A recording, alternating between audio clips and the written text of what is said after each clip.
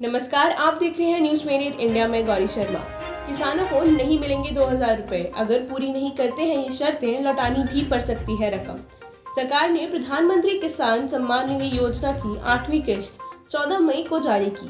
देश के 9.5 करोड़ किसानों के खातों में 2000 रुपए जारी किए गए, यानी करीब 20,000 करोड़ रुपए सरकार ने किसानों के खातों में डाले।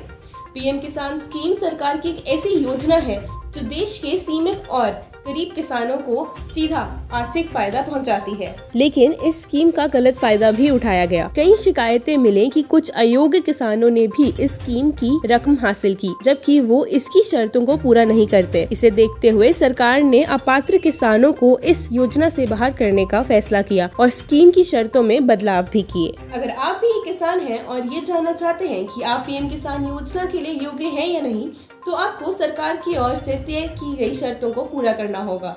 अगर इसमें से एक भी शर्त आप पूरी नहीं कर पाते हैं तो आप इस स्कीम के पात्र नहीं बन सकते।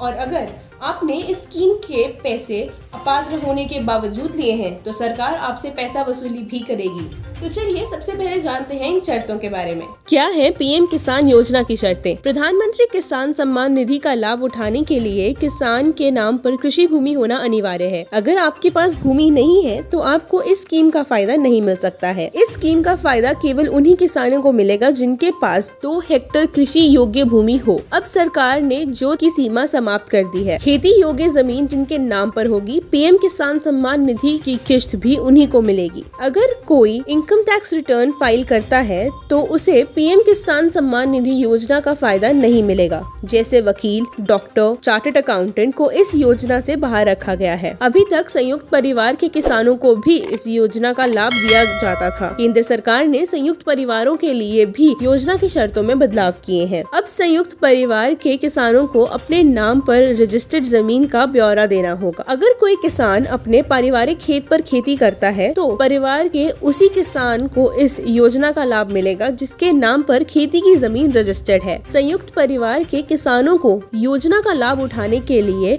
अपने हिस्से की जमीन को अपने नाम पर रजिस्टर करवाना होगा। रिटायर्ड पेंशन जिनकी पेंशन 10,000 रुपए या इससे ज्यादा है वो इस स्कीम से बाहर रहेंगे।